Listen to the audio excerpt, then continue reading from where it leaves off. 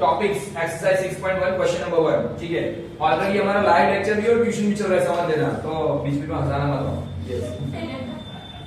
ठीक है, exercise 6.1 question number 1 पे जा रहे हैं। तो यहाँ पे क्या है कि ऑलरेडी हमने एग्जांपल को देखा, एग्जांपल कर लिया है और हमको एग्जांपल से पता चल गया कि क्या है इस तरीके से।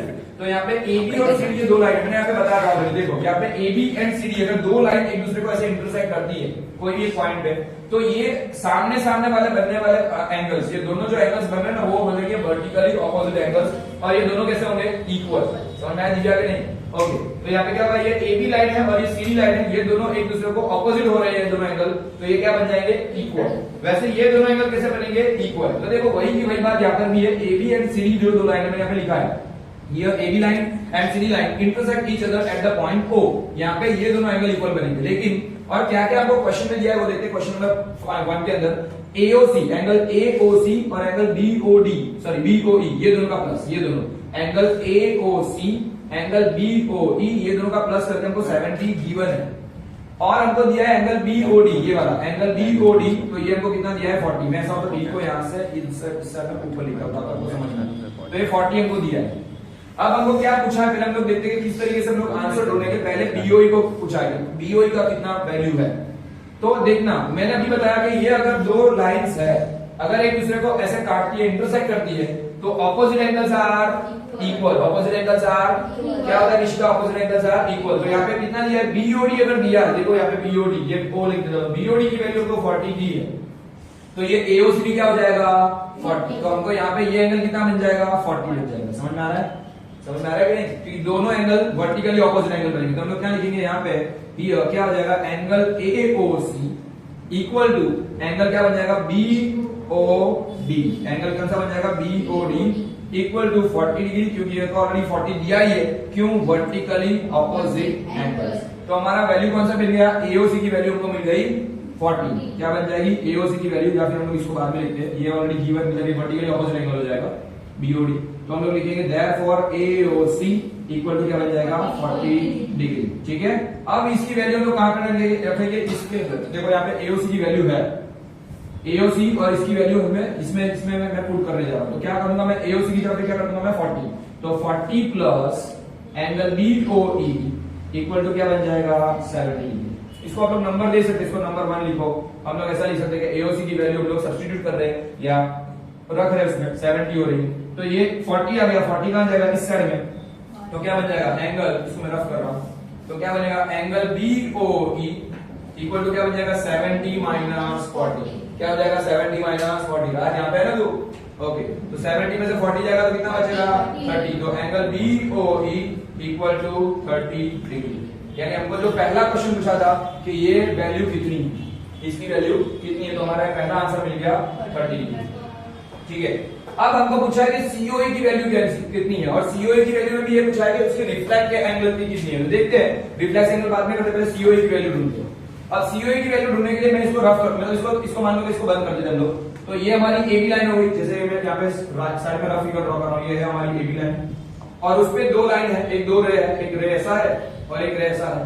ठीक है, तो ये यहाँ पे जैसे कि वैल्यू लिखी है C, ये है O, यहाँ पे E, तो हमारे पास यहाँ पे 3 एंगल है, उसमें से इस एंगल की वैल्यू हमको 30 मिली अभी, इसकी वैल्यू 40 है, AOC की वैल्यू 40 है रेहान यहाँ पे, और BOE की वैल्यू कितनी है 30 है। हमको पूछा है COE कितना होगा, तो ये तीनों तीन का प्लस करेंगे तो क्या हो जाएगा, ये तीनों तीन का प्लस करेंगे तो क्या होगा 180 डिग्री बनेगा। ठीक है, तो हम लोग पहले इसका तीनों तीन का प्लस करते हैं, लेकिन ये तीनों तीन प्लस करने से पहले, सॉरी ये मैंने रफ कर दिया, हम लोग ऐसा लिख सकते हैं कि एंगल AOC, देखना है मैं फिर से छोटा सा डायग्राम फिर से नीचे बता रहा हूं, यहाँ पे मैंने A बनाया, यहाँ पे B बनाया, यहाँ O बना, और ऐसा मैंने यहाँ पे एक लाइन C ड्रॉ की।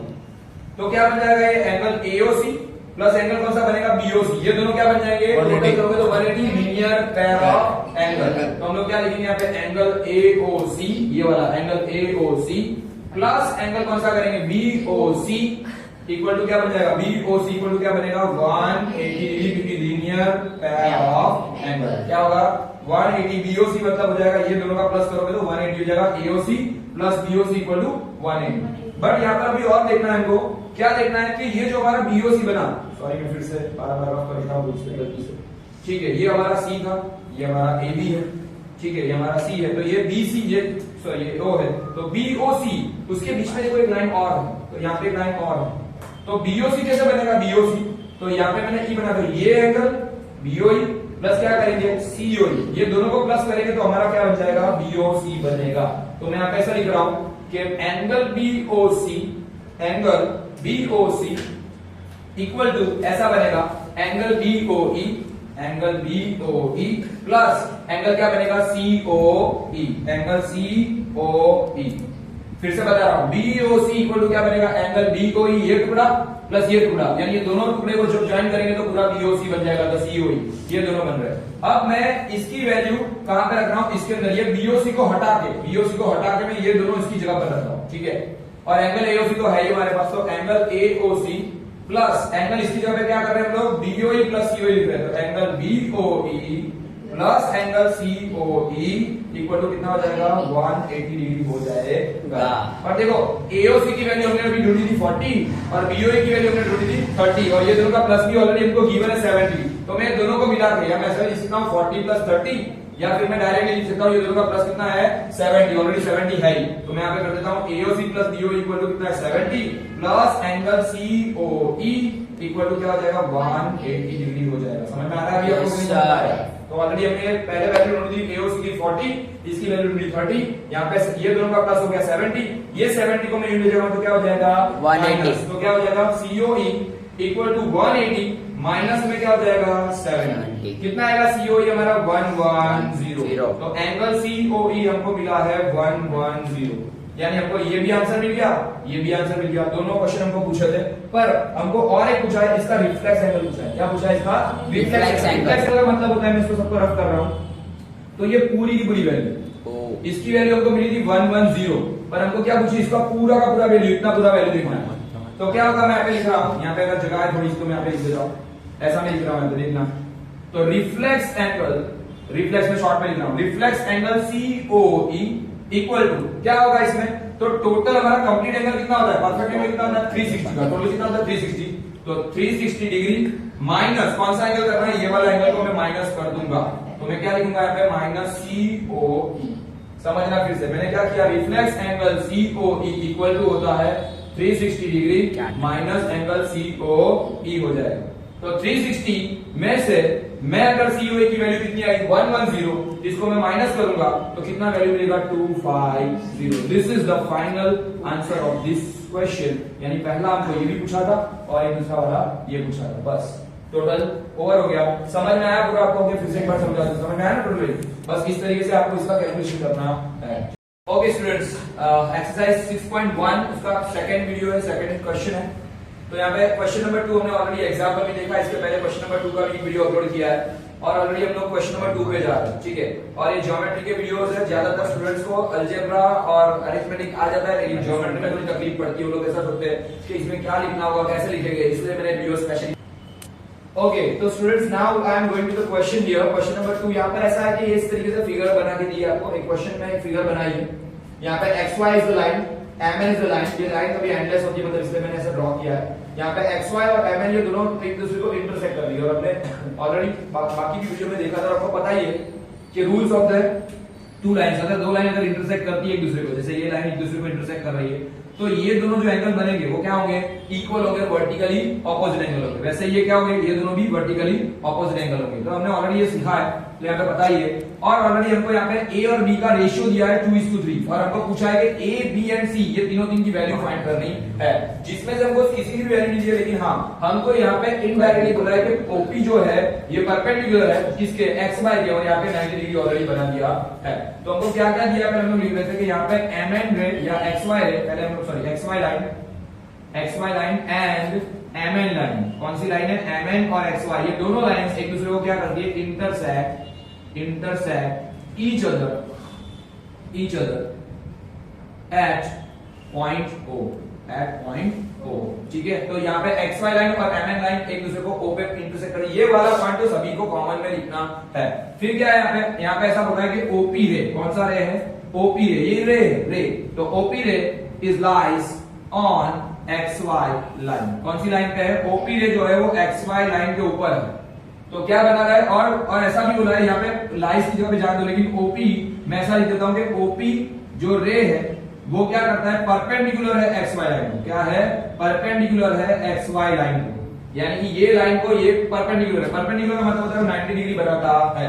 This is the 90 degree symbol. तो दैट्स व्हाई हम लोग क्या करेंगे, एंगल POY, कौन सा एंगल, POY इक्वल टू कितना बन जाएगा, 90 डिग्री, जो राइट एंगल कहलाएगा। तो क्या कहलाएगा, 90 डिग्री, बराबर। अगर ये 90 डिग्री है तो POX भी कितना होगा, 90 ही होगा। तो यहाँ पे हम लोग लिख सकते हैं कि angle POX equal to angle POY equal to कितना होगा, 90। दोनों के दोनों कौन से है, राइट एंगल है। दोनों के दोनों कौन से है, राइट एंगल। ठीक है, दोनों के दोनों 90 हो जाएंगे।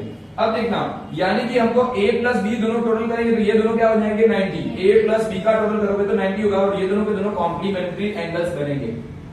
क्योंकि ऐसा रूल है कि अगर जो दोनों एंगल्स, मतलब दो एंगल्स का अगर टोटल होता है 90 डिग्री, तो उसको बोलते हैं कॉम्प्लीमेंट्री एंगल्स। क्या बोलते हैं, कॉम्प्लीमेंट्री एंगल्स। तो आपने ऑलरेडी पहले से पढ़ा भी है, ठीक है। लेकिन हमें अभी हमको रेशियो क्या दिया है, A:B।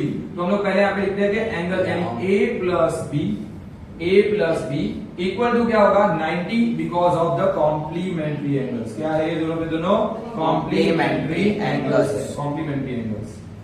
बट हमको A और B का तो रेशियो दिया है, कितना दिया है, A का रेशियो दिया है 2, B का रेशियो दिया है 3। इसका मतलब होता है इसको हम लोग x बोल सकते हैं। तो इसको हम लोग बोल सकते हैं 2x, क्या लिख सकते हैं इसको, 2x। इसको क्या लिख सकते हैं, 3x। ऑलरेडी हमने एग्जाम्पल में देखा था, ये इक्वल टू क्या बन जाएगा, 90। ये क्या दिया है, A:2B इक्वल टू 2:3। तो A की वैल्यू बन जाएगी 2x और B की वैल्यू क्या बन जाएगी, 3x। इसके ऊपर से, ये रेशियो के ऊपर से बनेगा, ठीक है। तो मैं A के जगह पे लिख रहा हूँ 2x, B की जगह पे लिख रहा हूँ 3x, इक्वल टू हो गया 90। टोटल कितना बन गया हमारा, 5x इक्वल टू क्या बन जाएगा, 90। अगर ये दोनों का प्लस करोगे 2 प्लस 3 तो 5x इक्वल टू 90। तो क्या बन जाएगा, हमको x इक्वल टू क्या हो जाएगा, 90 के डिवाइड में 5 जाएगा, ये डिवाइड में चला जाएगा। और कितना 5 90 होता है, तो 18 5 टेबल सीखने बहुत जरूरी है। दैट्स व्हाई x की वैल्यू मिल रही है हमको 18 डिग्री। कितनी मिल रही है, x की वैल्यू मिल रही है हमको 18 डिग्री। पर हमको भी A और B ढूंढना है, तो A की वैल्यू क्या आएगी, A की वैल्यू है 2x। 2x का मतलब है A equal to 2 into x की वैल्यू 18। तो 2 18 कितना होगा, 36। तो A की वैल्यू हमको मिल गई 36 डिग्री। A की वैल्यू कितनी मिल गई हमको, 36 डिग्री। वैसे मैं B ढूंढ रहा हूं, तो B की वैल्यू 3x। B की वैल्यू कितनी है, 3x। तो मैं क्या करूंगा, x की जगह लिखूंगा 18। 3 18 कितना होता है, 54। कितना होता है, 54। तो B की वैल्यू हमको मिल रही है 54 डिग्री, ठीक है। B की वैल्यू हमको मिल रही है 54, ठीक है। इसी को हम लोग, मतलब A और B हमको ढूंढना था, तो दो मिल गए। अब C भी ढूंढना है, क्या ढूंढना है हमको, C। पर हम लोग ऐसा करेंगे, वो A को हम लोग ये भी बोल सकते हैं, A एंगल को क्या बोलते हैं, PMPOM।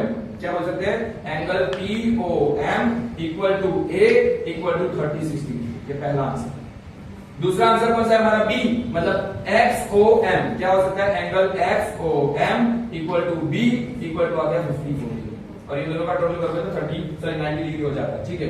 अभी भी हमको पूछा है, C भी पूछा है, लेकिन C को ढूंढने से पहले इसको मैं बंद कर देता हूं। तो मैं अगर ये दोनों को देखता हूं, जैसे देखो यहाँ पे ऐसा लाइन है और यहाँ पे ऐसा, ठीक है। ये ऐसा है हमारा, ये x है, ये हमारा x है, यहाँ पे हमारा m है, ये हमारा m है, ये हमारा O पॉइंट है, और यहाँ पर हमारी एंड लाइन है, मतलब ये M एंड लाइन है। और उसके ऊपर ये क्या हो रहा है, एक रे आ रही है। तो ये दोनों का प्लस करेंगे तो क्या बन जाएगा, 180 की लीनियर पैर ऑफ एंगल। इसको अगर सीधा कर देता हूं तो वो ऐसा बन जाएगा, ये मान लो कि M एंड लाइन है, ये M N, बीच में O पॉइंट है, और यहां से ऐसे एक लाइन जा रही है हमारी, कौन सी, X वाली। तो ये क्या हो जाएगा, इसका प्लस और इसका प्लस, ये दोनों एंगल का प्लस करोगे तो कितना होगा, 180 डिग्री होगा, because of linear pair of angle बनेगा, ठीक है। तो हम लोग क्या करेंगे यहाँ पे, XOM, यानी क्या करेंगे हम लोग, एंगल XOM प्लस क्या करेंगे, एंगल XON। क्या होगा, एंगल XON। फिर से बता रहा हूं कौन से एंगल लिए मैंने, angle XOM plus angle XON equal to क्या होगा, 180 degree, because of linear pair of angle. लेकिन XON तो क्या है हमारा, XON तो है हमारा B, तो लिख दो यहाँ पे B। और XON क्या है हमारा, C है, तो लिख दो यहाँ पे C। तो B plus C equal to 180। लेकिन B की वैल्यू हमारे पास ऑलरेडी है 54। तो B की वैल्यू क्या है, 54 प्लस क्या हो जाएगा, C। 54 plus C equal to क्या आ जाएगा, 180 डिग्री। बराबर समझ में आ रहा है आप लोगों को। तो 54 को हम लोग लेके जाएंगे इस साइड में, 54 को इस साइड में लेके जाएंगे, तो C इक्वल टू क्या हो जाएगा, 180 डिग्री माइनस कितना हो जाएगा 54 डिग्री, 180 माइनस 54। तो सी में से 180 में से 54 निकाल दो, कितना बचेगा? तो 180 माइनस 54 करते हैं, यहाँ पे कैरी 10, 10 में से 4 जाएगा 6, यहाँ पे कट करो 7, 7 माइनस 5 यानी 2, यहाँ पे 1, तो क्या हो जाएगा 126 डिग्री हमारा सी मिल गया है, यानी कि हमारा तीसरा एंगल मिला है XON। तो angle XON equal to C equal to 126 degree. जो हमको पूछा था, क्या पूछा था? ए की वैल्यू, बी की वैल्यू, सी की वैल्यू, तीनों तीन की वैल्यू फाइंड करो। तो ऑलरेडी हमने ए की वैल्यू ढूंढी है, बी की वैल्यू भी ढूंढी है और अभी सी की वैल्यू, तीनों तीन का आंसर आ गया है। This is the question number 2 already over here. ठीक है, समझ में आया?